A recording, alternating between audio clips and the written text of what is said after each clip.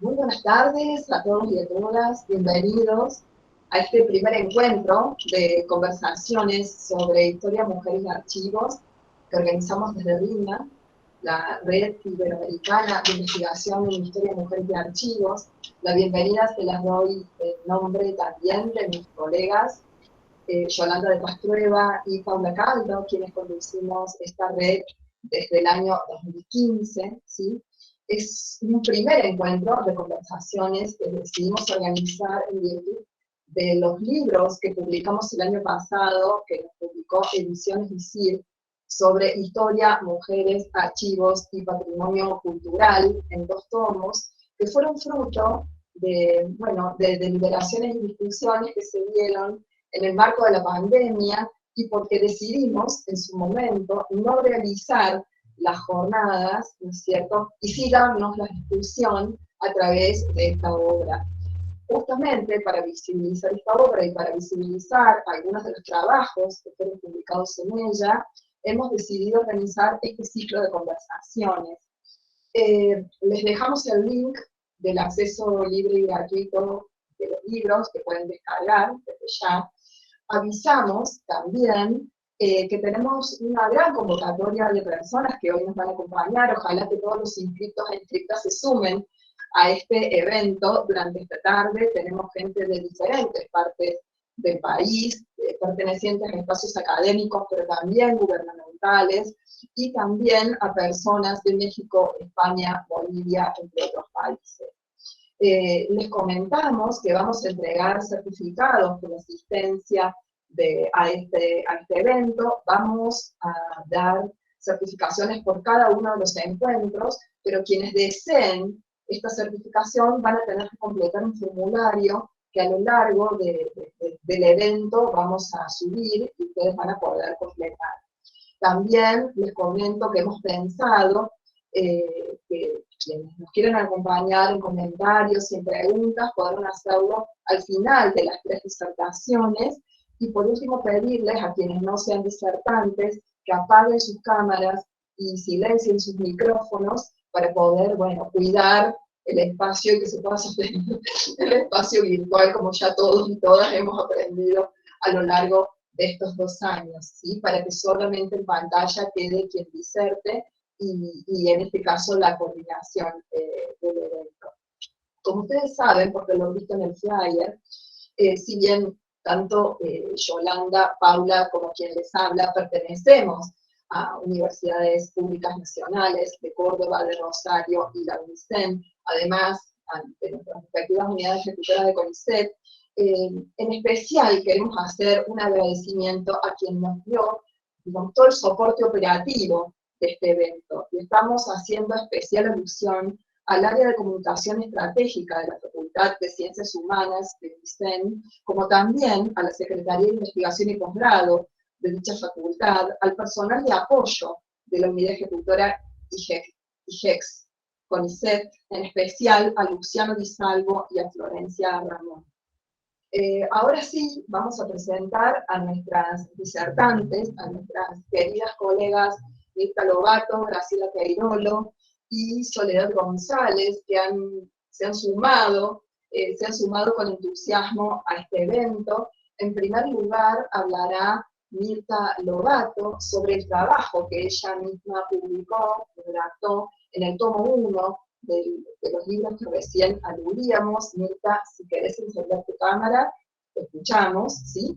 Mirta Saida Lobato es doctora en Historia por la Universidad de Buenos Aires, es profesora consulta en la Facultad de Filosofía y Letras de la Universidad de Buenos Aires, ha recibido varios premios y becas de investigación, entre ellos la beca Guggenheim. Tiene una enorme trayectoria, todos y todas conocemos la trayectoria y las obras de Mirta. En el año 2005 organizó el archivo Palabras e Imágenes de Mujeres en el Instituto Interdisciplinario de Estudio de Género de la Facultad de Filosofía y Letras de la UBA, una pionera en empezar a pensar en estas cuestiones sobre historia, mujeres y archivos. Le damos la bienvenida. Mirta, te escuchamos atentamente. Gracias por estar con nosotros. Bueno, gracias Jacqueline, también gracias a Yolanda y a Paula. por estas iniciativas que me parece que amplifican la cuestión de los archivos, porque el tema de las investigaciones está siendo amplificado, diría yo, desde la postdictadura, ¿no? Es decir, estas grandes modificaciones que se produjeron durante toda esta democracia imperfecta, con discusiones, pero en todo caso son momentos relevantes porque indican de algún modo que nos estamos moviendo en un plano de libertad. Me parece que esta oportunidad también es un momento propicio para reencontrarnos con caras, con amigas, con compañeras, colegas que hace mucho tiempo no nos vemos y que aparecen en la cuadrícula del evento. Eso es algo muy interesante, ¿no? Porque nos acerca a pesar de la distancia. Y también quiero agradecer la posibilidad de participar con Graciela y Soledad en esta reunión. Es una segunda instancia en la cual participo de estas jornadas, ¿no? A partir de la publicación que ustedes han realizado de la gran reunión del año pasado. Me parece que el libro contiene cuestiones relevantes sobre el curso de las investigaciones, sobre los derroteros de las investigaciones en muchos aspectos. Y en aquella oportunidad yo había presentado un resumen de varias de las ponencias que están presentes en el tomo que yo participé. Específicamente mi trabajo tiene que ver con experiencias del archivo. Yo quería evocar experiencias en los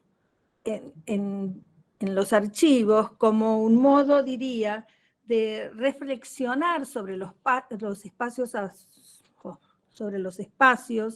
los cuales asistimos con regularidad, pero también con la conciencia que en el archivo no está todo, que las huellas del pasado, digo allí, habitan en diferentes lugares, una calle, una casa, un depósito, una voz.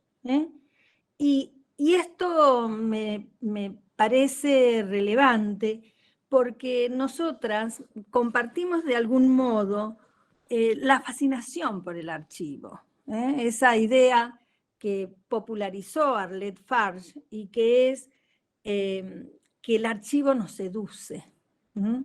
Y nos seduce de algún modo que a veces orienta nuestras investigaciones. Es posible que tengamos una idea sobre una investigación y de pronto esa idea se transforma por lo fortuito que implica encontrar algo que nos interesa de una manera particular. Al menos eso me pasó y eso no está presente en las experiencias del archivo que están publicadas. Ese sería como el anexo 2022. En ese texto yo también hago referencia a una idea de Caroline Steedman que a mí me gusta mucho, que tiene que ver con el sueño de las historiadoras, de los historiadores, que significa hacer hablar a los fragmentos de los archivos, ¿no? Y ahí me parece que en los fragmentos del archivo aparecen numerosos sujetos. Las mujeres han sido unos de esos fragmentos que aparecen en los archivos. Las prácticas políticas, las prácticas feministas, ¿no? Las infancias. Es decir, que en los fragmentos de los archivos van apareciendo diferentes sujetos.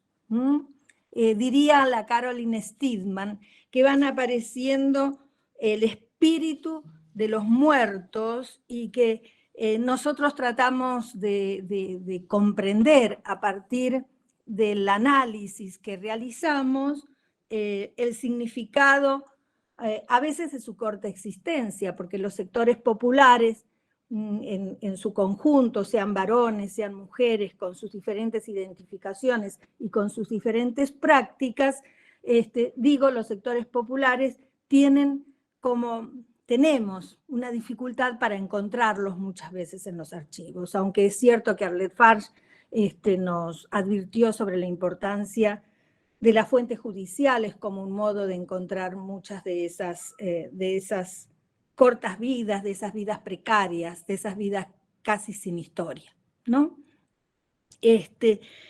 Y en este texto yo analicé como tres momentos históricos, y yo no me olvidé ya de lo que escribí en algún momento, ¿no? En un primer momento era ese año 1982, donde muchos de nosotros estábamos esperanzados porque la dictadura con sus sombras estaba quedando atrás, ¿no? Y ahí me parece que lo relevante, por lo menos para mí, porque se llama Experiencias en el Archivo, tiene que ver con las búsquedas en los subsuelos, ¿no? Un poco ese entrar en los lugares impenetrables del archivo. El subsuelo, en ese caso, de la Biblioteca Nacional, y quiero un poco actualizar esa problemática de 1982 y hacer una pequeña reflexión sobre las instituciones que albergan los archivos. Porque a mí me parece que en 2022 un desafío que tenemos quienes estamos preocupados por la investigación histórica, por la situación de los archivos y por la situación de los museos, es que esas instituciones, muchas veces en los ámbitos locales, que es un punto importante, al menos de mis reflexiones, se encuentran un poco desamparados de los beneficios económicos, y entonces se encuentran en un estado donde las memorias locales, las experiencias de espacios reducidos se va perdiendo porque evidentemente falta, diría, inversión en la conservación de material que resulta fundamental, ¿no? Entonces, esa experiencia de la búsqueda de información en los subsuelos para responder los interrogantes que al menos yo en ese momento me formulaba, me parece que tiene continuidad, y tiene continuidad porque una red como la que ustedes están motorizando, y la felicito por ello, tiene también que enfrentar un desafío, que es el debate sobre la situación de las instituciones en muchos de los lugares donde cada uno de nosotros estamos trabajando. Y me parece que esta es una buena oportunidad para amplificar ese debate, porque debe haber muchas experiencias alrededor de esos espacios pequeños. La segunda estación que yo había pensado en el momento de escribir ese texto, y ustedes saben que uno empieza escribiendo y después ese texto se va agrandando, se publica, ¿no? Pero es como que nosotros vamos pensando de una manera a veces que desarrolla un tema, y a veces que es rizomática, porque va agregando cosas que se van desprendiendo de un momento de reflexión. Y la segunda escena era la de 1994, ¿no? Porque lo que yo estaba pensando en ese momento era la idea de que un solo archivo es insuficiente. Y nosotros sabemos que un solo archivo es insuficiente, ¿no? Pero también sabemos que hay migración de documentos. Y ese me parece que es un segundo tema para que la red, una red, de nuevo, insisto, con las características con las que ustedes tienen, es como que puede generar un debate, ¿no? Los documentos se van por razones diferentes, se van incluso porque las instituciones no responden adecuadamente para conservar esos documentos, y la migración de esos documentos obliga al viaje.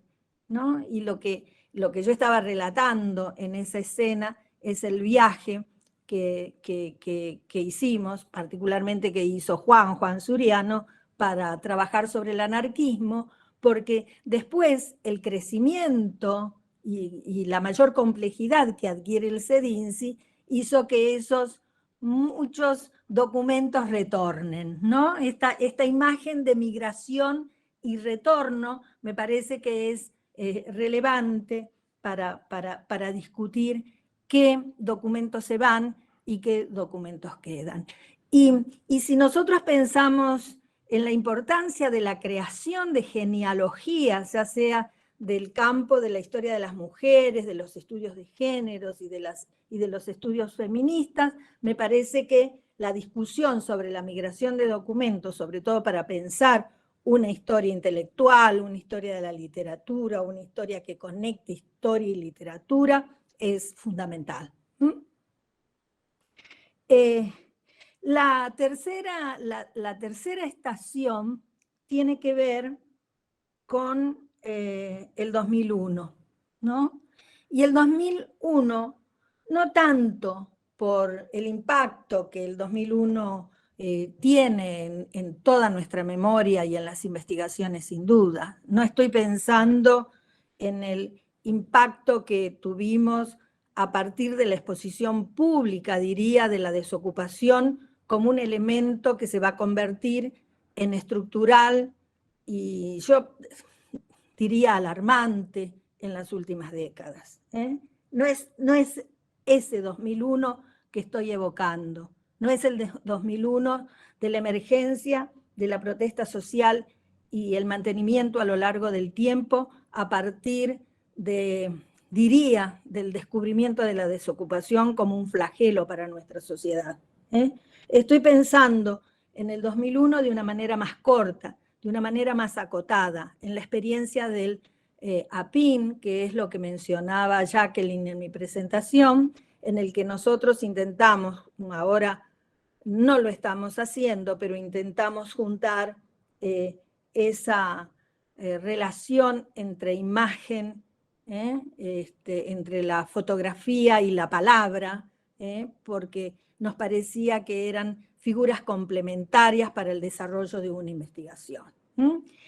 Y ahí entra la experiencia del archivo Palabras e Imágenes de Mujeres, que a nosotros nos permitió desarrollar una experiencia más amplia, que me parece que también es interesante debatir, que es pensar cómo se muestran, ¿no? Cómo se exhiben, cómo se representan las relaciones de género, no solo en el campo de los archivos, porque podemos convenir todas que existe una selección y una clasificación androcéntrica. Ya sobre eso me parece que no tenemos necesidad de volver, pero sí me parece que tenemos necesidad de volver sobre de qué manera se narra la historia y especialmente cuál es el lugar de las relaciones de género en un lugar que también funciona como un archivo y que son los museos.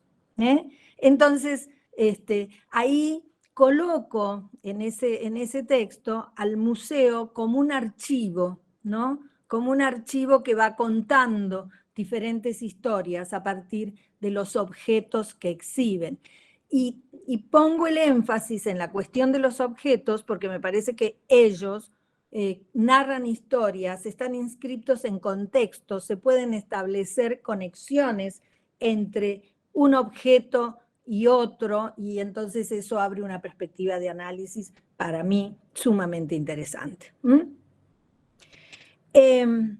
Ahora, en el 2022, pensé que existen, que podría agregar a ese texto que lo pienso como un texto inconcluso, que podríamos narrar cientos de experiencias en el archivo, la idea del archivo propio. Y la idea del archivo propio me gusta para lanzar un desafío, que es cómo nosotros podemos, a partir del archivo propio, de algún modo, no sé si centralizar, pero sí dar orden a un conjunto de investigaciones que se basan en experiencias del archivo que no están contenidas en los archivos públicos. Y ese desafío de saber qué hacemos con el archivo propio de cada una de nosotras, tal vez valdría la pena un intercambio de ideas, porque me parece que allí vamos a encontrar algunas de las claves para poder construir unas genealogías feministas mucho más abiertas, mucho más dinámicas, más polifónicas, si ustedes quieren, de esas experiencias de los múltiples agentes de la historia. El archivo, no hay, me parece a mí, salvo en casos muy acotados, una práctica.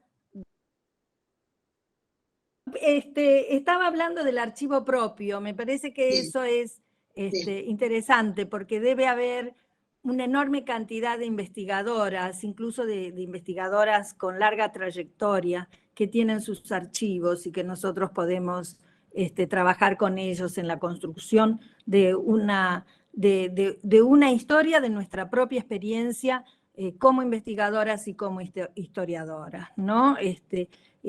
Con una sola acotación, cierro este punto para ir al último, que voy a hacer muy breve porque con la interrupción ya es como que me siento un poco mal.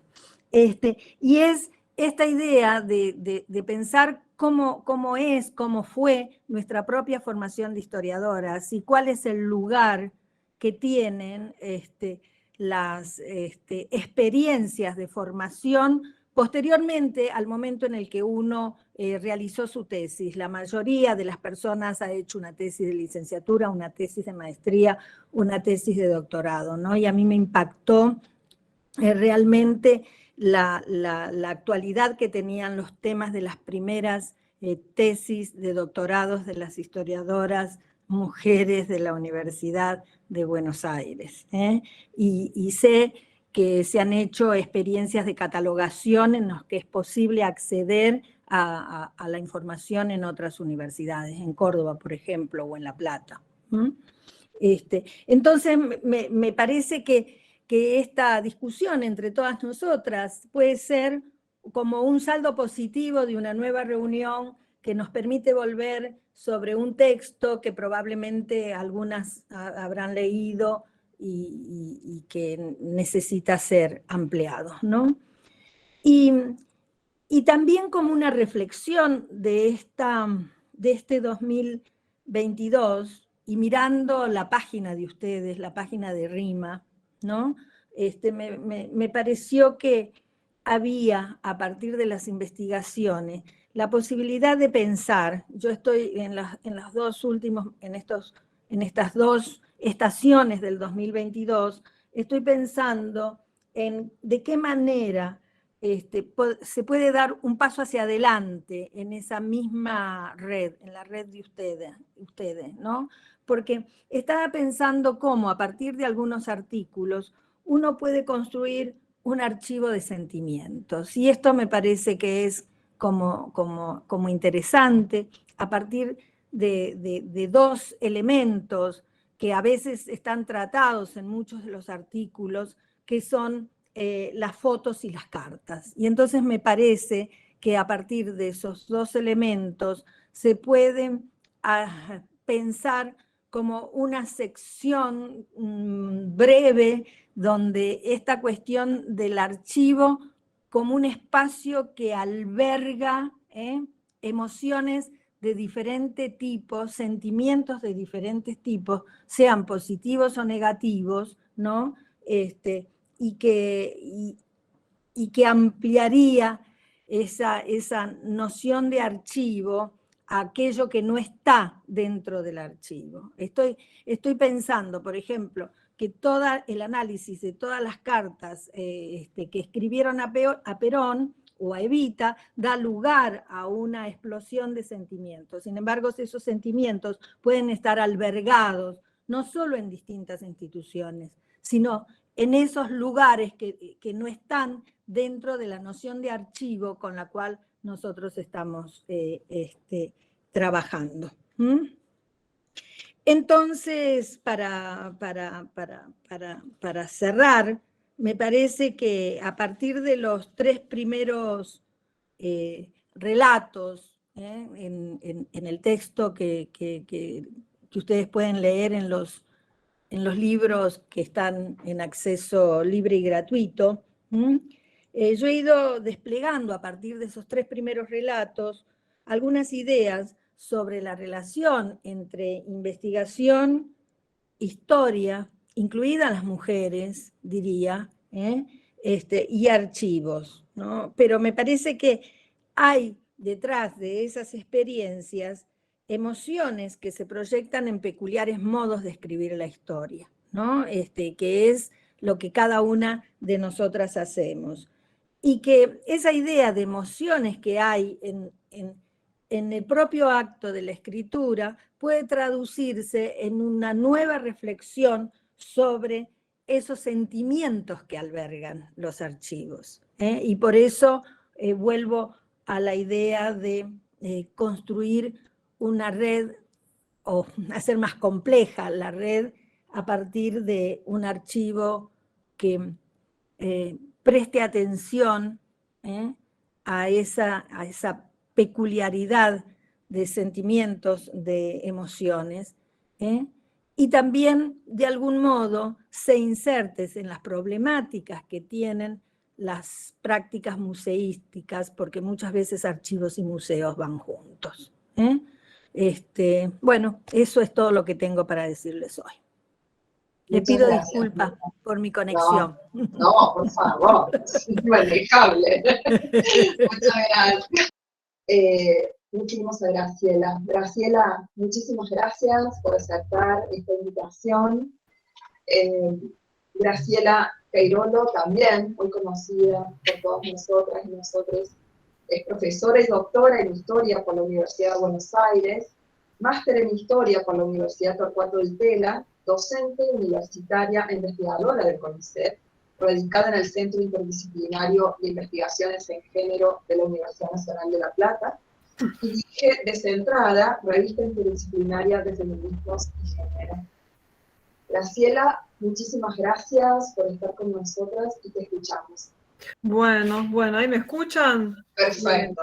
Bueno, buenas tardes a todas. Esta cosa extraña, agarrar la computadora, para mí sigue siendo una cosa de una rareza extrañísima. Lo que sí, más están con las cámaras apagadas. Entiendo que la conectividad depende de las cámaras apagadas a veces, pero a veces es lindo aunque sea ver las caras. Por lo pronto veo nombres de gente muy querida, que hace muchísimo tiempo que no veo, y eso me da una muy grande alegría. Así que, bueno, gracias, Eda, bien ahí, bien. Bueno, probemos, si no se nos cae adelante. No. Las cámaras encendidas, ningún problema. Pero es como, no sé, le da un cacho más de vitalidad, no sé, de personalidad, si no es... Pero es un sentimiento, nada más, ya que justo Mirta terminaba con los sentimientos y las emociones, ¿no? O sea, pongamos las emociones en el medio de la charla. Bueno, yo quiero agradecer profundamente la invitación, o sea, es un doble agradecimiento. Primero la invitación de estar en esta mesa con Mirta y con Soledad, queridas colegas del campo, y la invitación también a Jacqueline, a Paula, a Yolanda por organizar este tipo de diálogos y este tipo de encuentros, ¿no? Que a pesar de los pesares, esta extrañeza y estas mediaciones que tenemos, nos permiten conectarnos. Pero también esta iniciativa que tuvieron ya el año pasado de convertir el coloquio y el congreso, que nunca fue, en un libro, y en convertir la posibilidad de que invitarnos a que escribiéramos aquello que íbamos a exponer. Eso creo que es una iniciativa colosal, que agradezco profundamente y que dio un resultado muy, muy bueno, que es estos 2 libros que están promocionando ahora con el link, donde es sumamente interesante todas las producciones que allí se vertieron y el encuentro que hubo en el papel, a pesar de la distancia y a la que nos sometió la pandemia. En su momento, para mí, participar en este congreso, en estas jornadas de RIMA, era una preocupación, o sea, me interesaba participar desde una preocupación por lo metodológico. Lo metodológico, que es algo con lo que no nos solemos detener las y los historiadores a la hora de hacer historia, porque siempre es una práctica que se da por sentada o naturalizada, y hay muy poca reflexión al respecto, y creo que cuesta, o al menos a mí me cuesta, ¿no? Entonces, yo cuando pensé lo que primero iba a ser una ponencia, después se convirtió en un escrito, era bueno hacer una propia reflexión metodológica, desandar un camino de mi propia investigación, ¿no? O sea, hacer un ejercicio de meta-reflexión, volver a los orígenes, ¿no? Después de que había llegado a la meta, que era el doctorado. Y al mismo tiempo, lo que quería tener era un escrito que yo pudiera usar cuando daba clases, cuando explicaba todas estas cosas, sobre las que voy a reflexionar ahora, de manera teórica. Bueno, una bajada directa con un caso concreto, que en este caso era mi investigación, que era lo que yo conocía, transformado en un artículo para que las y los estudiantes pudieran entender de qué hablaba, ¿no? O sea, se van a encontrar que mi escrito es, bueno, un recorrido mínimo, después de haber hecho un recorrido máximo, ¿no? Que fue la investigación doctoral y la investigación de maestría, ¿no? Este parafraseo que yo tomo de Dora Barrancos, que es lo que ella propone cuando hizo su último libro, que es La historia mínima de los feminismos en América Latina. Bueno, el escrito, si lo revisan, está organizada en 3 ejes.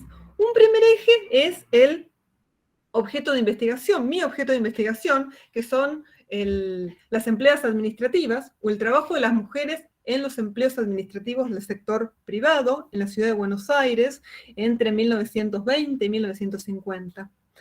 Y después, el segundo eje que tiene el escrito es esta idea tomada de los principios fundacionales de uno de los escritos de la historia de las mujeres, que es el de restituir a las empleadas de escritorio en la historia. O sea, un primer ejercicio, ¿no?, de visibilización de dónde estaban estas empleadas dentro del mundo del trabajo.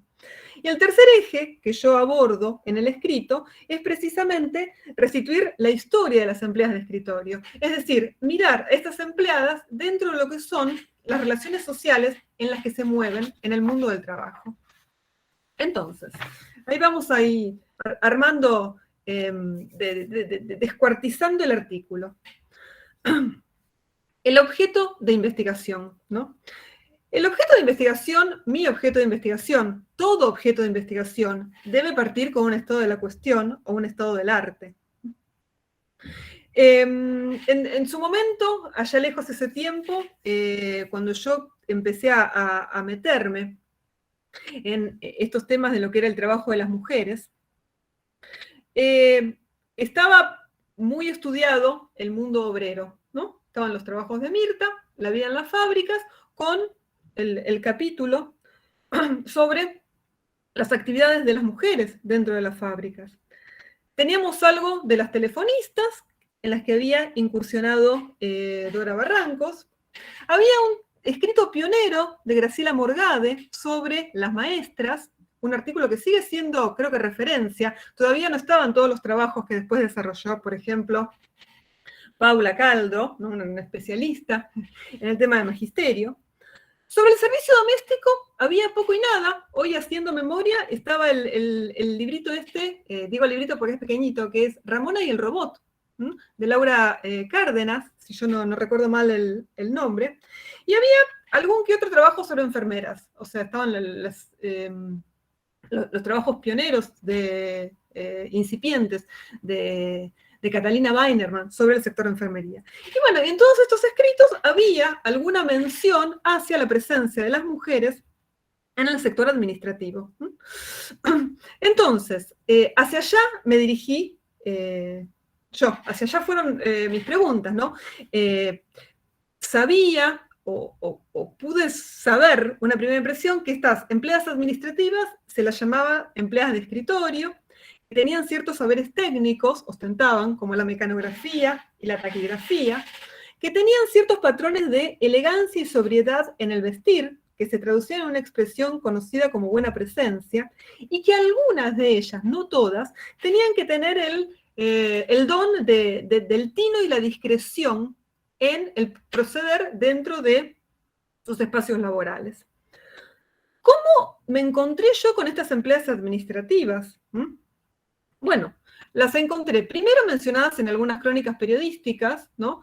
Sobre todo en las de Alfonsina Storni, ¿no? Las mencionaba junto con otras mujeres que trabajaban, las mencionaba al pasar, les daba protagonismo en alguna que otra crónica, pero bueno, este tipo de documentos tenían el problema de que estaban en el límite, para los historiadores, que estaban en un límite royano con la literatura, no era una fuente muy amigable para transitar.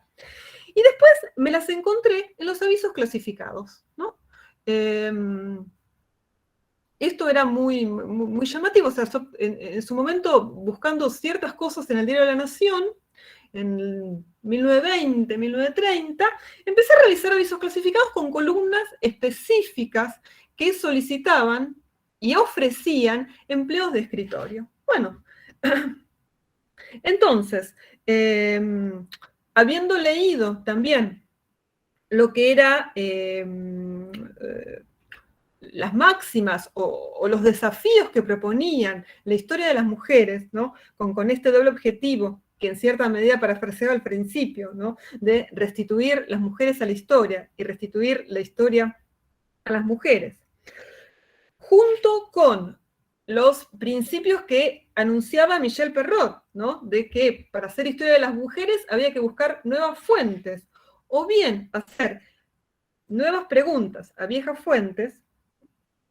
Con esto en la cabeza empezó la investigación, ¿no? Pero reconozco que yo todo esto lo puedo decir ahora, que la investigación terminó. En su momento era medio ir a tontas y a locas, medio intuitivamente, a visitar estas cosas.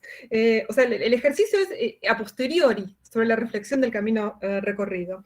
Por supuesto, el tercer elemento que a mí me fue fundamental para avanzar fue el concepto de género, la categoría analítica de género tal como la plantea Scott y que todas conocemos. Bueno, con ese objeto, ¿no? Allá fuimos a la primera cuestión, a esta idea de restituir a estas mujeres dentro del mundo del trabajo, estas empleadas administrativas dentro del mundo del trabajo, que no era nada más ni nada menos que un ejercicio de visibilización, de mostrar quiénes eran, dónde estaban. Entonces, ¿cuáles fueron las nuevas fuentes que yo consulté? Las nuevas fuentes fueron nada más ni nada menos que los avisos clasificados. Yo opté por revisar La Nación y la prensa, lo que se llama prensa comercial. La justificación a esta elección tenía que ver con el alcance y la circulación que tenían estos medios. Finalmente, revisé más, hice todas las series en base a la prensa, antes que La Nación. Por supuesto, los avisos clasificados exceden estos diarios que yo elegí. Y estos avisos clasificados lo que me permitieron fue reconstruir perfiles laborales, niveles salariales, y al mismo tiempo me abrieron la puerta hacia lo que era la educación comercial, o toda la educación, el sistema de educación informal de academias que enseñaban mecanografía y taquigrafía, que también tenían sus columnas en los avisos clasificados. Fue gracias a los avisos clasificados, bien digo, que yo llegué a Academia Pitman, que le dedicaba enormes renglones a publicitar sus cursos. Ahora, estas nuevas fuentes, insisto, me permitieron reconstruir estos perfiles laborales. Y yo con los perfiles laborales ya en la cabeza, sabiendo que las empleadas de escritorio o las empleadas administrativas se llamaban dactilógrafas, taquígrafas y taquígrafas dactilógrafas, yo volví a los censos. Acá está, las nuevas preguntas a las viejas fuentes o a las fuentes ya transitadas. Bueno, la discusión sobre los censos y el trabajo femenino es muy larga, es un debate intenso, ¿no? Que ha tenido como varios episodios, pero con el argumento con el que yo discutí en su momento fue con el de la hipótesis de la curva en U, que sostiene, dicho de una manera un poco reducida, que bueno, a medida que el capitalismo y las relaciones capitalistas de producción se consolidan en la República Argentina, las mujeres son expulsadas del mercado de trabajo. Y que en un segundo momento de modernización o de desarrollo capitalista, las mujeres ingresarían al mercado de trabajo dentro del sector terciario de manera predominante. Bueno, acá vino la discusión, ¿no? Con mi lectura de los censos, me permitió cuestionar este argumento, ¿no? Y relanzar y defender la hipótesis de que el ingreso de las mujeres en los sectores administrativos se había producido en las primeras décadas del siglo XX y no en la segunda mitad del siglo XX. Y esa información yo la podía constatar, ¿no? Releyendo de una manera particular los censos y con la información que me daban los avisos clasificados. Entonces, en este primer objetivo, que era el de restituir a las empleadas administrativas al mundo del trabajo, yo me encontraba con que, es cierto, las mujeres eran pocas respecto de los varones, pero muchas respecto de otras ocupaciones, y que esta ocupación se había incrementado en cantidad mucho más que lo que había ocurrido en otras ocupaciones del sector secundario. Ahora, también había un problema que no era menor y que estaba formulado, ¿no? O sea, sabemos, ¿no? Está demostrado que los censos incurren en el subregistro de la mano de obra femenina. Bueno, en este sector de los empleos administrativos, a pesar de que los censos me permitían a mí demostrar el incremento de las mujeres en estas ocupaciones, también no podía no decir que había algo que los censos no registraban, que era el tema de la temporalidad. O sea, sabíamos, los perfiles laborales me permitieron de constatar con otras fuentes que estas mujeres entraban y salían del mercado, trabajaban durante un momento de sus vidas, y esa temporalidad no estaba registrada en los censos. Entonces, esto era un elemento también a tener en cuenta a la hora de ponderar cantidades. Pero bueno, más allá a pesar de los pesares, este primer ejercicio, ¿no? De visibilización y de restitución se logró, creo yo, que lo logré con éxito y contundencia, ¿no? A través de estas preguntas a nuevas y a viejas fuentes. O sea, Michel Perrot no se había equivocado, Marc Bloch tampoco, en sus consejos de cómo construir conocimiento sobre el pasado. Bueno, el segundo, la tercera parte del artículo, ¿no? Que es, bueno, restituir, bueno, ya tenía a estas empleadas de escritorio. Ahora lo que tenía que hacer era, bueno, entender las relaciones sociales dentro de las cuales se movían, o se movieron. Y acá está, bueno,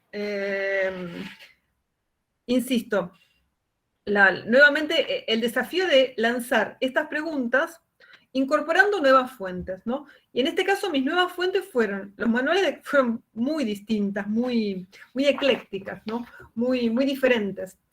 En primer lugar, los manuales de capacitación comercial, que me incliné por los de Academia Pitman, que eran aquellos que había encontrado mencionados en los avisos clasificados, y son los que también encontré en la Biblioteca Nacional. En segundo lugar, las publicidades gráficas, que aparecían en la prensa comercial, en revistas de interés general o en revistas femeninas. También consulté prensa sindical, convenios colectivos de trabajo y distintas creaciones literarias que tenían como protagonistas a las empleadas de escritorio. Bueno, cada una de estas fuentes tiene distintos problemas metodológicos para ser abordados, ¿no? Que tal vez, si les parece, los podemos discutir a posteriori, ¿no? Pero bueno, hay que tener cierta precaución para trabajar cada uno de estos materiales para no mandarse macanas o para no hacerles decir cosas que realmente no están diciendo. O sea, esto que plantea Chartier también, ¿no? De reconstruir las reglas que gobiernan la producción de sentido. Bueno, confieso que tuve reparos a la hora de abordar estas cosas. Estas nuevas fuentes me permitieron a mí formular mi hipótesis de lo que yo llamé la paradoja de la empleada, inspirada nuevamente en las paradojas de Scott cuando estudia a las feministas francesas. Esta paradoja de la empleada formulada, o sea, tiene como dos grandes componentes. O sea, estas empleadas administrativas, estas empleadas de escritorio, gozan de ciertos beneficios materiales que se expresan en los niveles salariales que tienen respecto de otras ocupaciones y en la posibilidad que tenían de desarrollar alguna carrera laboral, partiendo de posiciones rasas hasta ciertas posiciones más jerarquizadas, ¿no? El viaje era de dactilógrafa a secretaria. Pero al mismo tiempo que se diferenciaban jerárquicamente del colectivo de demás trabajadoras, estaban atravesadas o padecían relaciones de inequidad que se manifestaban en las brechas salariales que sufrían, porque ante una misma ocupación que los varones ganaban menos, ante yo lo llamé, o sea, agarrándome de las categorías teóricas de la sociología del trabajo, hablé de segmentación horizontal, pero estas ocupaciones que realizaban las mujeres recibían salarios menores que las ocupaciones que realizaban los varones. O sea, demostré que al interior de las oficinas o de los escritorios había ciertas una división técnica de las tareas, donde aquellas que realizaban los varones tenían salarios más altos que aquellas que realizaban las mujeres. Una dactilógrafa iba a ganar siempre menos que un tenedor de libros. Y al mismo tiempo, el tercer mecanismo de inequidad eran las carreras. Las carreras de las mujeres terminaban siempre en posiciones intermedias. Academias Pitman las formaba para ser perfectas secretarias, nunca para ser directoras o jefas de la empresa, que eran las carreras abiertas a los varones. Esta paradoja de la empleada, ¿no? Con sus distinciones y sus inequidades, convivía también con todo un clima de cierta adversidad laboral que tenía que ver, bueno, con condiciones que no necesariamente eran beneficiosas, ¿no? Como las largas jornadas laborales, el malestar en los ambientes de trabajo, el maltrato, ¿no? Al que muchas veces se veían sometidas estas mujeres. Ahora, esta paradoja de la empleada, o sea, lo que también, el sentido que me permitió construir los datos que se fueron, que fui armando a partir de la lectura de las fuentes, se asentaba, se cimentaba en una noción de excepcionalidad del trabajo femenino asalariado. O sea, había distintas instituciones en la sociedad, en este momento que yo estaba estudiando, que contribuían a crear estas nociones de excepcionalidad del trabajo femenino. O sea, el sistema educativo, léase Academias Pitman, los sindicatos, léase los convenios colectivos de trabajo, y el campo cultural, con diferentes representaciones, habían precisamente alimentado esta idea de excepcionalidad que legitimaba la presencia de las mujeres en el mercado a partir de una necesidad económica, a partir de un periodo de la vida de las mujeres, que podía ser atribuido a diferentes circunstancias, y que hacía, ¿no?, que las mujeres fueran definidas fundamentalmente a partir de su identidad maternal y doméstica. Entonces, era esta excepcionalidad la que había empujado esta paradoja de la empleada y la que había caracterizado la manera que tenían las mujeres de desempeñarse dentro del mercado de trabajo, en este sector administrativo. Entonces, ¿cuál era la conclusión a la que usted podía llegar, a la que yo llego en lo que escribí en este breve artículo? Primera conclusión.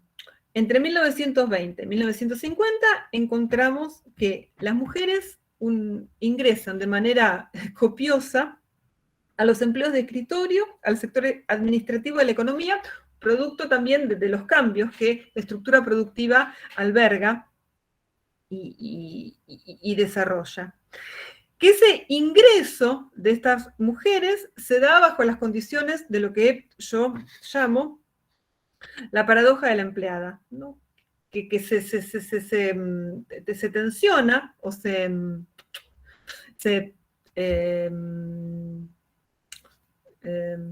complejiza, ¿no?, entre la distinción y la inequidad. Y voy a dejar dos cosas, ¿no?, para seguir discutiendo o para seguir pensando, ¿no?, que también todo esto. Pensando en las relaciones de género, o preocupada, ¿no?, por estos principios de demostrar que las mujeres estaban en el mundo del trabajo, en el sector administrativo, salté a las relaciones de clase. Porque es súper interesante esta cosa que se ve en la bibliografía, que muchas investigaciones que se habían dedicado al trabajo de las mujeres se habían concentrado en las obreras y habían desestimado a las empleadas por considerarlas de clase media.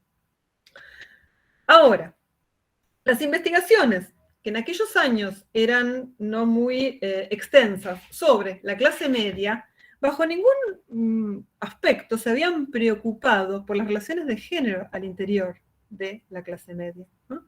Entonces, o sea, buscando mujeres y pensando las relaciones de género en el sector administrativo, saltamos, o sea, inmediatamente saltamos y se reintroduce el tema de clase. Esto es para seguir discutiéndolo, largo y tendido. Y el otro punto que a mí me interesa dejar también planteado como pregunta es, bueno, las conceptualizaciones que hay en torno al trabajo. ¿Qué pensamos, qué consideramos y qué consideramos que era trabajo? En su momento, cuando yo empecé con todas estas investigaciones, o sea, había una preeminencia de lo que era el trabajo fabril, el trabajo industrial, las relaciones de empleo formal.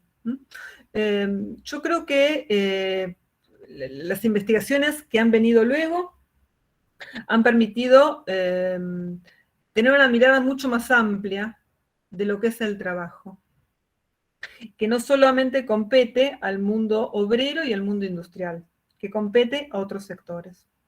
Y dentro también de lo que es el trabajo, bueno, los empleos administrativos tienen como una muy mala prensa y tienen siempre una conceptualización de tareas auxiliares. En base, por eso se relacionan con estos procesos de feminización. Me parece que es como interesante, o sea, volver a pensar en qué es lo auxiliar y sacarle todas las connotaciones de jerarquizantes que tiene, ¿no? Y pensar el trabajo y las actividades humanas como procesos, donde cada proceso tiene su propio valor y su propia cuantía, ¿no? Y que a partir de eso podemos pensar qué es trabajo y qué no es trabajo. Pero bueno, este era lo que yo tenía para compartir, es un ejercicio de meta-reflexión, ¿no? De un camino que yo recorrí, que insisto, puedo pensarlo después de haberlo terminado, y es interesante el ejercicio de volver para atrás, desandar y ver hacia dónde siguen. O sea, Mirta hablaba del archivo propio, ¿no? Y lo último que ya voy diciendo. Bueno, hay un archivo propio muy grande en mi propia computadora, ¿no? Construido en base a estas nuevas fuentes estas nuevas fuentes que en su momento eran nuevas, ahora ya no son tan nuevas, fui armando, ¿no? Con la intención de darle vida a este objeto. Bueno, con esto termino. Muchísimas gracias. A vos, Graciela, muchas gracias. Muchas gracias. Bueno, ahora sí convocamos a María Soledad González, que ha vuelto, porque esta tarde es la tarde de las cortes de internet. Y Soledad ha vuelto. ¿Estás por ahí, Soledad? Bueno, ante todo, gracias por sumarte a esta mesa. Y tremendo, así que bueno. Gracias porque además sos una de las personas que creo que ha iniciado con nosotras las jornadas, desde los inicios de las jornadas que organizamos de RIMA, estás con nosotras. Bueno, y quisiera presentarte para quienes no te conocen.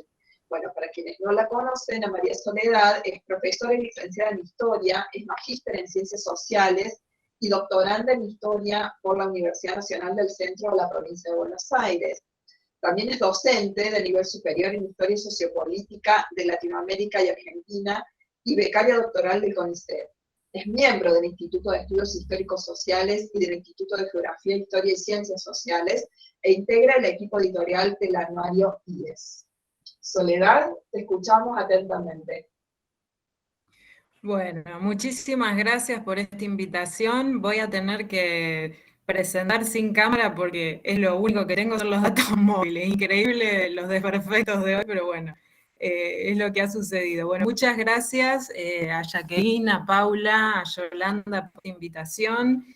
Para mí es un placer enorme formar parte de esta red y bueno, hoy hacer la presentación junto con Graciela y con Mirta, que son referentes de nuestros temas de investigación.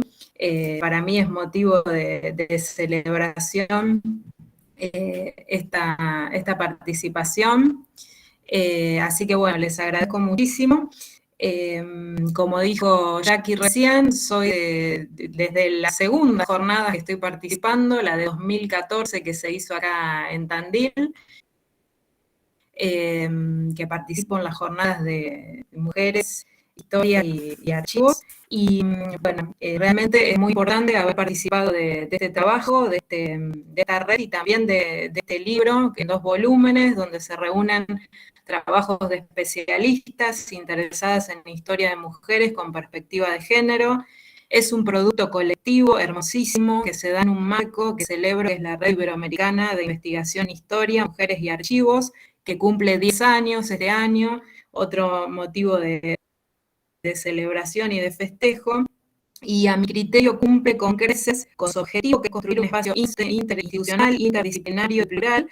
De hecho, la pluralidad es uno de los aspectos que me gustaría destacar, digamos, de esta participación. Siempre ha sido un placer participar de estas instancias, y realmente con la red siento que tenemos un ámbito no solo de discusión de nuestros trabajos, sino de intercambios y de encuentros. Así que bienvenido sea esto. Lo que me resulta más interesante es que aún en los momentos de aislamiento y de la suspensión de esta posibilidad de acceder a los archivos, a la consulta directa de documentos y a los encuentros presenciales, la red siguió trabajando y digamos que esta misma cuestión de la pandemia también terminó siendo un motivo de reflexión para nuestros propios trabajos y un importante criterio gesto político de seguir dando voz y consistencia a las experiencias de sujetos, sujetas, marginados, marginadas y olvidados por no solo los relatos, sino los reservorios tradicionales. Escuchaba, bueno, atentamente a Mirta, a Graciela me la perdí porque justo vino el apagón, pero sí leí los trabajos de ambas y me parece súper interesante cómo se conjugan, digo, no solo nuestros trabajos, sino de todos quienes participamos de estos 2 volúmenes hermosos que se han publicado hace unos meses. Me parece que hay un hilo conductor que tiene que ver con esta oportunidad de interrogar, de volver a leer, de hacer nuevas preguntas, de a partir de nuevas huellas, llevar a, digamos, a nuevas narrativas y a espacios importantes de reflexión. Así que bienvenido todo esto en el marco de la red. Bien, lo que yo había planificado presentar hoy, pero bueno, lo voy a presentar de esta manera, era, digamos, un PowerPoint con algunas imágenes de lo que ha sido mi trabajo, puntualmente, que es mi trabajo doctoral, mi tesis doctoral en historia, que tiene que ver con la recuperación de las huellas de las mujeres ligadas a la cultura del interior bonaerense en un periodo que va desde 1920 hasta 1960. Entonces, en ese capítulo que yo escribí hace un tiempo, que ha sido publicado en el segundo volumen, ahí pensaba en las posibilidades y en las dificultades de acceso a los archivos, a los documentos de y sobre mujeres, y me planteaba algunas preguntas que tenían que ver con si hay registro de las mujeres que estuvieron vinculadas a la cultura, si existen repositorios específicos, cuáles son las dificultades y posibilidades de acceso a los documentos, qué rol cumplen las unidades de información, si existen instrumentos para la localización de estos documentos, y en líneas generales este capítulo que presenta mi experiencia de investigación desde 2017 hasta ahora. Yo participo por primera vez en 2014 de las jornadas, cuando se hicieron en Tandil, que fue la segunda, cuando todavía ni siquiera tenía en el horizonte la posibilidad de hacer una tesis doctoral. Recién a partir de una beca de CONICET, a partir de 2017, es que empiezo a trabajar en mi tesis doctoral sobre las mujeres ligadas a la cultura del mundo intelectual en el interior bonaerense. Y es ahí donde empiezo a transitar por diferentes espacios en busca de documentos y archivos sobre estas mujeres. Bueno, lo que intenté resaltar en ese capítulo, que para mí ha sido fundamental en mi experiencia de investigación, es el contacto con los espacios de reflexión. Entonces, el contacto con la jornada de historias, mujeres y archivos, para mí ha sido fundamental en la posibilidad de poder reflexionar con otros y otras colegas al respecto de qué maneras buscar a las mujeres en las fuentes, de qué formas trabajar sobre fuentes de archivos, y ahí aparecen estas cuestiones no solo de tono historiográfico, sino también ligadas a los archivos, que me parecen fundamentales. Y otra instancia que quiero destacar, que también fue importante, y donde también nos encontramos con colegas, entre ellas con Jackie, también en Buenos Aires en 2019, fueron las jornadas del Archivo General de la Nación, que trabajaron en relaciones de género en los archivos en 2019. Entonces, allí, desde un trabajo colectivo, pensamos el archivo como un campo de fuerzas sobre la existencia de las relaciones de poder, la producción de documentos, la organización, catálogos que se articulan, como planteaba Mirta al inicio, desde esta idea del universal masculino, pensar en los lenguajes recuperados, en los archivos, poner los documentos en contexto y plantearnos algunas cuestiones referidas, por ejemplo, a qué sucede con los archivos personales e institucionales y en torno al trabajo de archivo y los diversos contextos de producción. Es decir, cómo se construye un archivo, quiénes lo construyen, por qué y para qué. De alguna manera, esas cuestiones han sido importantes a la hora de realizar un trabajo de investigación y sobre todo a la hora de pensar los documentos y archivos para la recuperación de las mujeres en la cultura en la localidad de Azul, ubicada a 300 kilómetros de Capital Federal, en el centro de la provincia de Buenos Aires, y en particular sobre el eje convocante para estas jornadas que terminan convirtiéndose por la pandemia en estos 2 volúmenes. Entonces, ese eje tenía que ver con fuentes de archivos para pensar mujeres intelectuales, escritoras y productoras de saberes, y ahí la relación con mi tesis doctoral en historia, que aborda a estas mujeres ligadas a la cultura, en la localidad de Azul, y esos vínculos que entablaron con otros actores y espacios, no solo a nivel local, sino regional, nacional y transnacional. En ese sentido, como plantean María de los Ángeles Antilota y Claudia Salomón Darquini, quienes hacemos trabajos de investigación ligados al mundo intelectual y de la cultura en espacios regionales, tenemos por lo general problemas con documentos que son escasos o con archivos que se caracterizan muchas veces por la dispersión. En el caso puntual del capítulo del libro que escribí para este segundo recuperé puntualmente la trayectoria de una de esas mujeres, María Alejandra Urrutia Artieda, más conocida como María Lex, que vivió entre 1903 y 1982 en la localidad de Azul, para contraponerla con otra poeta, pero de Córdoba, que fue Malvina Rosa Quiroga.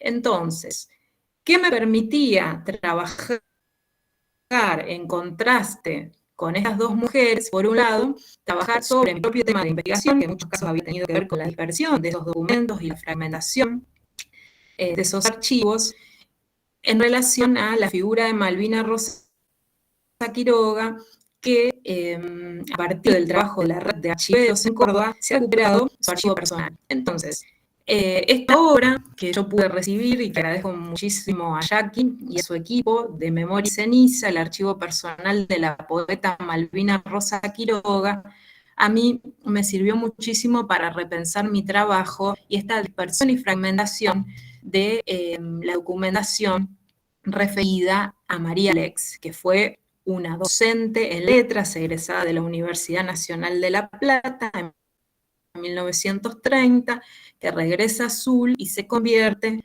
en la poeta local. Entonces, en ese derrotero y en esa relación con otras mujeres, como Emilia Ottinelli, artista plástica, también azuleña, Leticia Ciencio, profesora de música, que se congregaron en una agrupación artística, que fue la agrupación artística Maná, en torno a 1932, fui rastreando documentación sobre María Lex en diferentes lugares. Entonces, en esta fragmentación,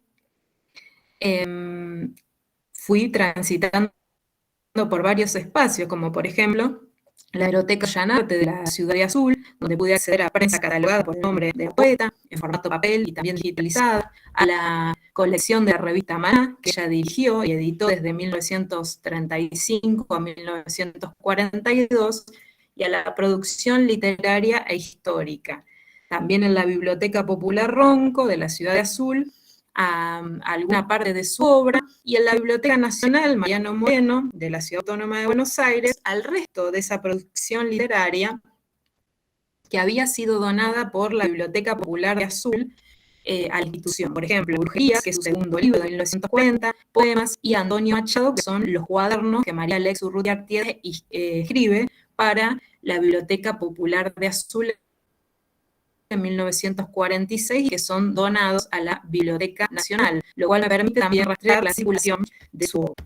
En ese itinerario también otros espacios, como por ejemplo el CEDINSI, donde se encuentran las esquelas, que son la única, casi la única documentación con la que conté, digamos, hasta el momento, las esquelas que María Lex dirigía a Juan Antonio Solari a partir de los años 60 y 70, que me permitieron poder indagar sobre los inicios de ese vínculo en el marco del antifascismo en los años 40, en diferentes agrupaciones por las que María Lex fue transitando. También en el Archivo Histórico de la Universidad Nacional de La Plata, el acceso a su legado universitario fue sumamente importante, y en este punto quiero agradecer también públicamente a la investigadora Ana Carolina Arias, que en el marco de la pandemia me facilitó alguna documentación referida a los boletines de la Universidad Nacional de La Plata, donde pude rastrear entre algunas cuestiones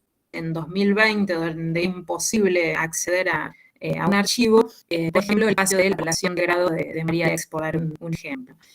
Entonces, digamos, el itinerario por diferentes espacios a partir de esta fragmentación y esta dispersión documental, y el contraste con esta de Memoria y Ceniza para mí fueron importantes en relación a los postulados que las investigadoras a cargo de este libro plantearon en relación a los principales problemas: el silencio en torno a las fuentes, ya señalado por Michel Perrot, o en términos de Jacques Derrida, el mal de archivo, y cómo esto se incrementa para el caso de los fondos documentales producidos por mujeres. Tenía unas hermosas imágenes para poder proyectar, pero no va a ser posible. Lo que quiero plantear ahora es básicamente a modo de cierre y de apuesta lo que planteaba de la recuperación a partir de 2019 en la Hemeroteca Ollanarte de la documentación personal de María Lex. digamos que en ese itinerario, mientras yo iba realizando lecturas y trabajando con algunos documentos, en 2019, al poco tiempo de recibir la obra de Memoria y Ceniza, es que yo puedo acceder en la Hemeroteca Ollanarte a una caja con la documentación personal de la familia Urrutia-Artieda. Entonces ahí pude acceder desde cédula de identidad, sucesiones judiciales, partidas de nacimiento y de defunción, borradores de discursos y de obras de María Lex, fotografías, más de 150 fotografías, una agenda de Beatriz Urrutia-Artieda, que es la hermana de María Alex, donde pude recuperar algunas cuestiones referidas al mundo político, porque su hermana era taquígrafa. Entonces se encontraba la transcripción de algunos eventos políticos que ella misma, Beatriz, había cubierto en los años 40, y bueno, el resto de la obra que pude empezar a recuperar en otros espacios como en la Biblioteca Nacional y en el CEDINSI. Como cierre y como apuesta de esto, la idea era presentar esta experiencia de trabajo que fue, digamos, desde 2017 hasta comienzos de este año, mi tesis doctoral en Historia, plantear la idea de esta complejidad y el desafío de trabajar en la dispersión y en la fragmentación, y sobre todo lo que a mí me allanó el camino en muchos sentidos, que fue poder participar de los espacios de reflexión con otros colegas que en algunos casos tenían las mismas dificultades o otro tipo de dificultades que me permitían pensar y reflexionar sobre mi propio trabajo de investigación, ¿no? Volver a interrogar, a leer, a hacer nuevas preguntas y a partir de nuevas huellas llevar a nuevas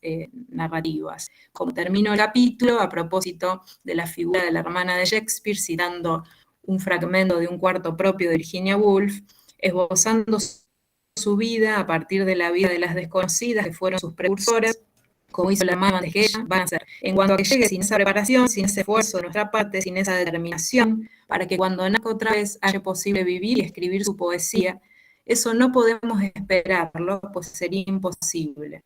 Pero yo sostengo que podría llegar si trabajamos por ella y que trabajar así incluso en la pobreza y la oscuridad vale la pena. Muchísimas gracias y disculpen por lo accidentado de la presentación, pero fue la única manera recurrir al teléfono y a la poca conexión que tengo. Así que bueno, les agradezco la invitación y espero que se haya escuchado y entendido la presentación. Gracias. Muchas gracias, Soledad. Bueno, te seguimos atentamente.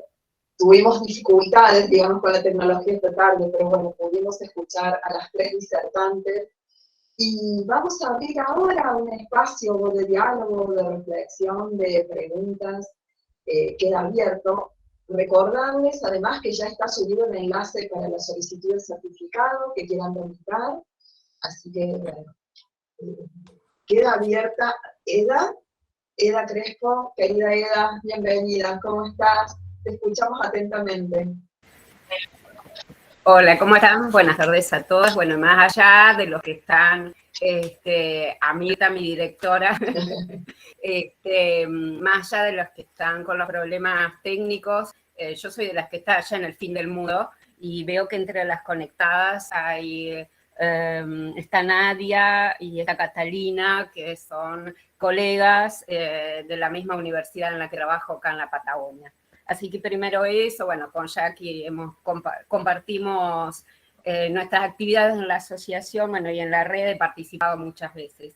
Y por ahí quería aportar un poco pensando en lo que planteaban tanto Graciela, que saludo también, y Mirta, que por ahí, pensándolo, cuando estábamos trabajando con Mirta en mi tesis de maestría, la cantidad de páginas que teníamos para completar, y Mirta decía, pero nos van a leer si tenemos 150 páginas, y pusimos 200 para incluir una parte metodológica. Que por supuesto, bueno, hoy esa cantidad de páginas se ha reducido, con lo cual también es una decisión cuánto escribir y cuánto dan nuestros cuerpos para escribir.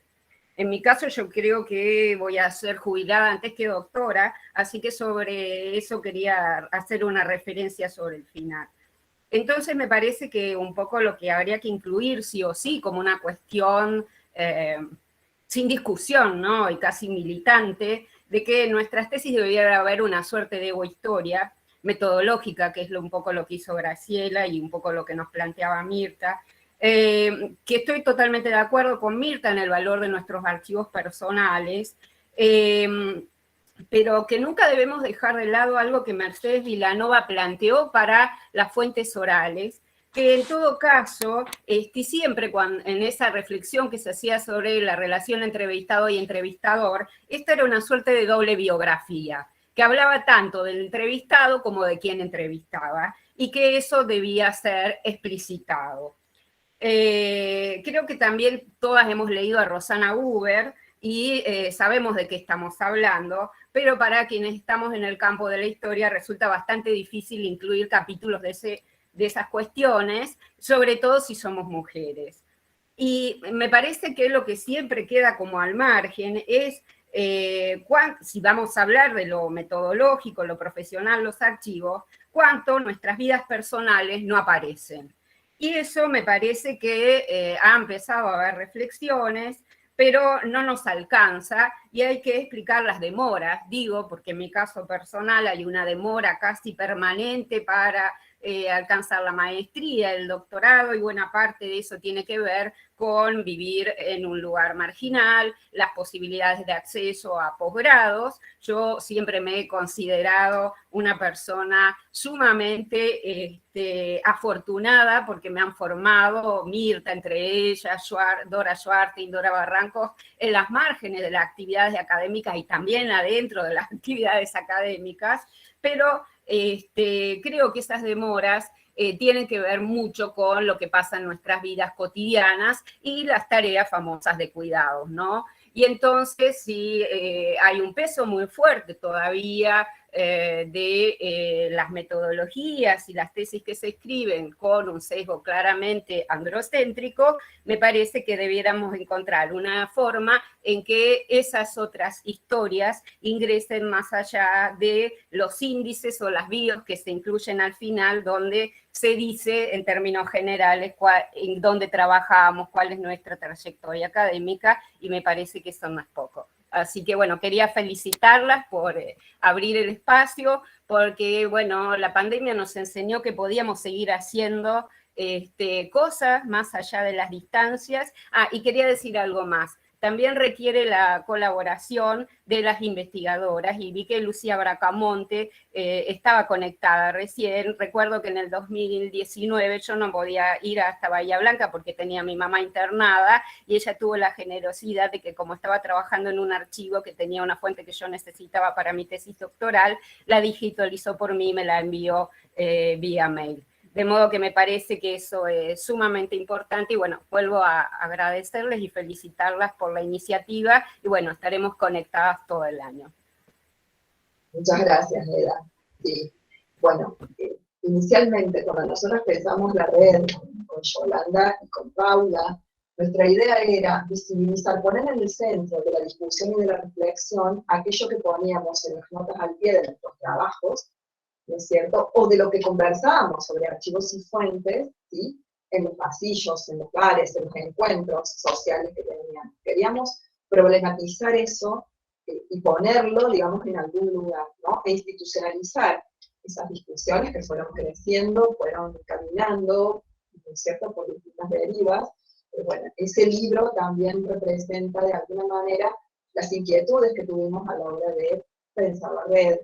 Y yo creo que además, y tomando un poco también lo que decía Mirta, creo que deberíamos empezar a reflexionar sobre el impacto que ha tenido el COVID, el confinamiento, ¿no es cierto?, en nuestra tarea como investigadoras, el acceso a las fuentes, el acceso a los documentos, los accesos remotos a algunos archivos y los accesos que jamás se van a poder dar, porque no hay posibilidad de acceso remoto en muchos otros. ¿Qué pasó con el archivo personal? También en tiempos de confinamiento, mientras escribíamos este libro, pensábamos nuestro trabajo desde lo que teníamos, desde lo que queríamos reflexionar. Creo que también ahora es el momento de empezar a pensar qué nos pasó durante esos 2 años, ¿no es cierto?, con nuestros trabajos y los vínculos de archivos y documentos a los que accedimos, pero con los que no tuvimos la posibilidad de acceder. Quería señalar esto como parte de la red, porque es lo que nos está preocupando y poner en el centro de la discusión también en los tiempos que transitamos ahora.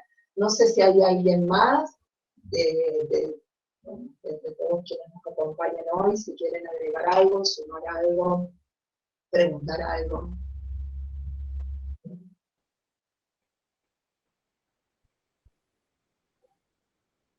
Bueno, Mirta Lobato levantó la mano.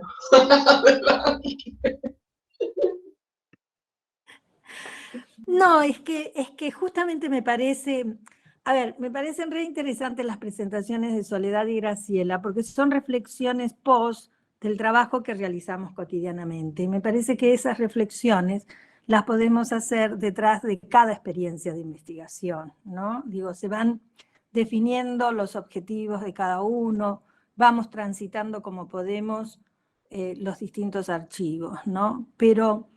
y también me quedó como un poco flotando la idea de Eda sobre la Sego Histoire, ¿no? Una experiencia que se hace desde hace bastante tiempo, pero que tienen que ver con la idea del archivo propio, ¿no? Que es algo, a ver, que pueden integrarse en las prácticas de archivo y de reflexión sobre el lugar de las mujeres en las distintas universidades, ¿no? Que no, ya ni siquiera estoy pensando en los archivos públicos, sino cómo las diferentes universidades y los diferentes departamentos van conservando los materiales. Supongo que no pueden conservar todo el material, pero habrá experiencias de investigación que resultan interesantes de guardar. Las antropólogas han hecho esa experiencia con los cuadernos de investigación de algunas pioneras, como dicen ustedes, de los años 60, por ejemplo, ¿no? Pero también me resulta interesante la reflexión, no solo sobre lo que nosotros hacemos con los archivos en la investigación, ¿no? Que eso es un poco lo que está presente hoy, sino la apuesta política por los archivos. Ahí es donde me parece que nosotros no damos el otro paso. ¿Cómo intervenir en el debate público sobre los archivos en general y sobre algunos archivos en particular, ¿no? Y ahí de nuevo el tema de las políticas de salud en el contexto de la pandemia nos pueden llevar por caminos un poco complejos, pero que si nos despojamos de algunas complejidades, podríamos volver a reflexionar sobre la accesibilidad que tienen nuestros archivos a la hora de trabajar a distancia, porque está claro que no podemos trabajar a distancia, que no hay ninguna posibilidad de consultar. Yo no estoy diciendo que algunos archivos no hayan puesto el esfuerzo de colocar algunos materiales en la consulta, pero esa no es la regla general de nuestro país. Y por lo tanto, ¿qué es lo que nosotros podemos hacer a distancia? Es algo que merece ser debatido, porque si todas nosotras estamos en los ámbitos universitarios y sabemos que muchas veces las investigaciones se realizan con el escaso material al cual se tiene acceso. Por lo tanto, estamos frente a un problema de la situación de los archivos y por lo tanto merece ser debatido en el contexto de una red de archivos, ¿no? Ahí tomando las palabras de Jacqueline sobre cómo afectó el contexto de la pandemia a nuestro trabajo de investigación, ¿no? Que ya venía afectado por el uso de las nuevas tecnologías en el trabajo cotidiano de investigación. Entonces, me parece que tenemos que dar como un paso más y hacer más público, animarnos un poco más al debate público sobre la situación de los archivos y cómo afecta eso las investigaciones que estamos realizando, ¿no? Muchas gracias, Mirta. Quisiera leer aquí un pedido para los disertantes de Carmen Juárez. Señala: muchas gracias por el espacio de compartir sus trabajos. Por favor, con respecto a la metodología, ¿Qué bibliografía aconsejan como bibliografía básica? Nos dice Carmen. Bueno, acá se han citado varias autoras sobre metodología, ¿no? En las disertaciones. Si quieren remarcar algo para Carmen o alguna remisión.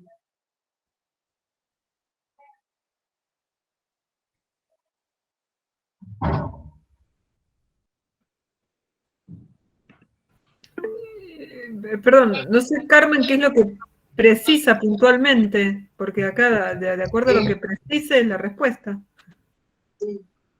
¿Dónde está Carmen? Si Carmen puede precisar o escribir. Claro.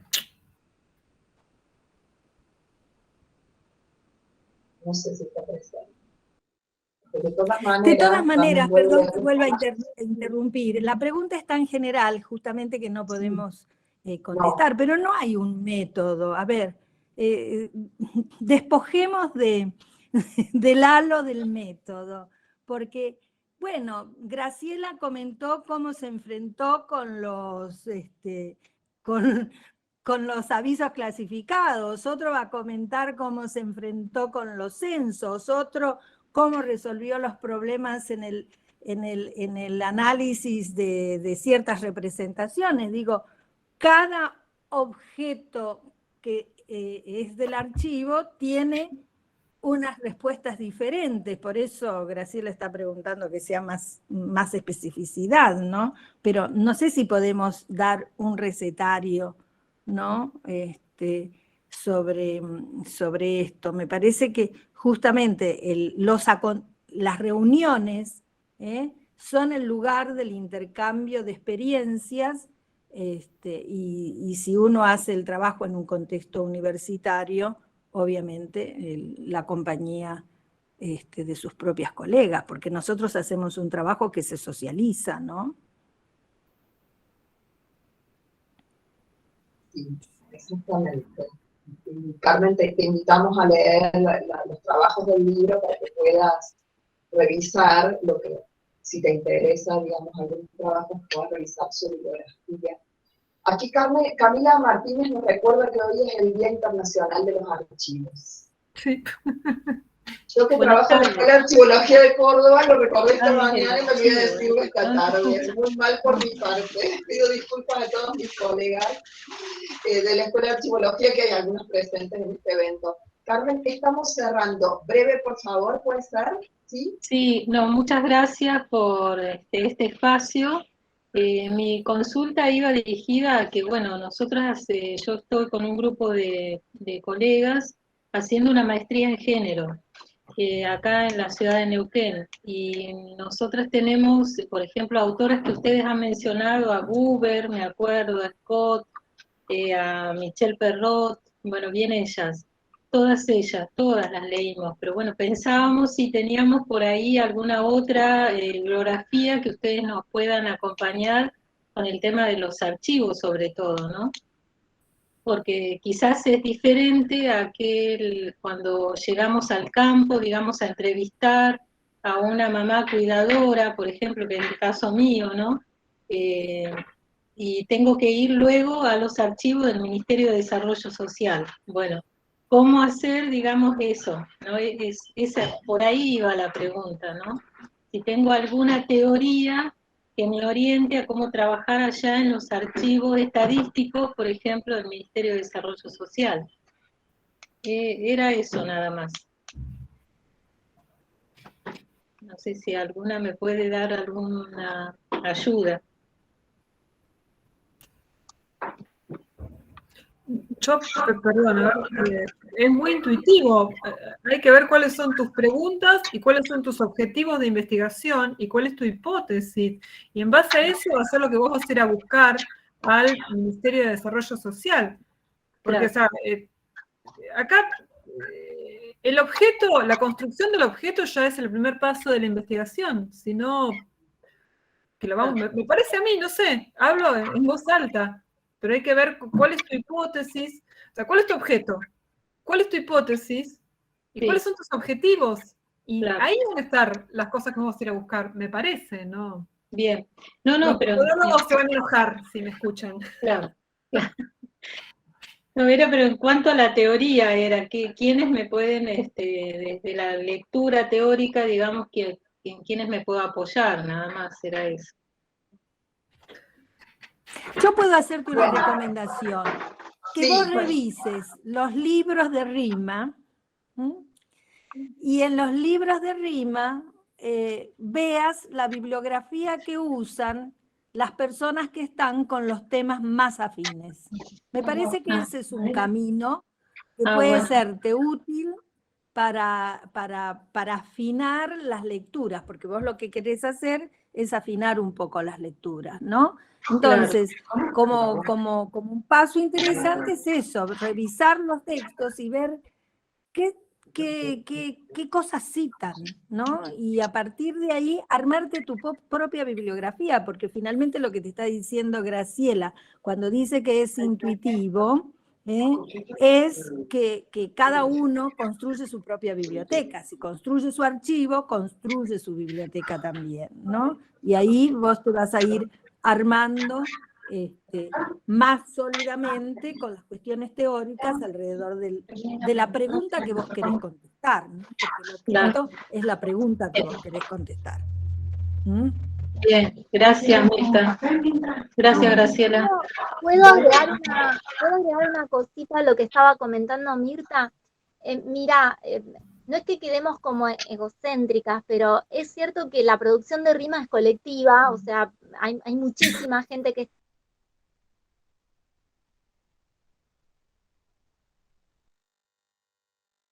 a lo largo de las distintas jornadas que se fueron haciendo en rima, quizá podés seguir a algunas investigadoras que se iniciaron en la primera jornada y que llegaron a estos libros finales y podés seguir ahí el proceso de cómo se va complejizando esto de acercarnos a los archivos, las dificultades.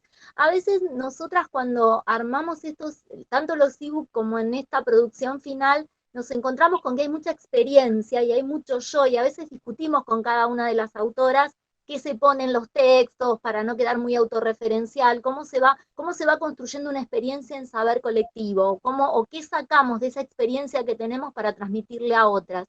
Y la gente que vino participando en los distintos encuentros, ahí muestran unos movimientos que vas a ver que te pueden servir un montón, no solamente en el crecimiento de lecturas que va teniendo la gente, sino en cómo una va aprendiendo, cómo una va surfeando ahí esto de tener un tema y un problema e ir metiéndote en un archivo o en diferentes archivos, ¿no? Y a lo largo de las distintas publicaciones de rima, eso lo podés ir viendo, digo, si seguís por ahí alguna investigadora que trabaje un tema final tuyo. Nada, eso. Y acá hemos colgado la página de RIMA. Nosotros tenemos varios ebooks que desde hace varios años venimos editando las producciones de los eventos, de las jornadas, así que los tenés ahí para que puedas leerlos. Bueno, vamos cerrando la actividad de hoy. Gracias. Vamos cerrando la actividad de hoy. Agradecemos a nuestros disertantes, agradecemos a quienes nos acompañaron, a las colegas. Maricel, quiero saludarte, muchas gracias por estar ahí. Muchísimas gracias a las colegas muy grande para mí, saludarte también, saludar a todos, y bueno, la verdad que muy interesante este espacio. Recién lo estoy conociendo, me parece muy interesante, muy necesario, y bueno, y excelente las tres expositoras, por supuesto.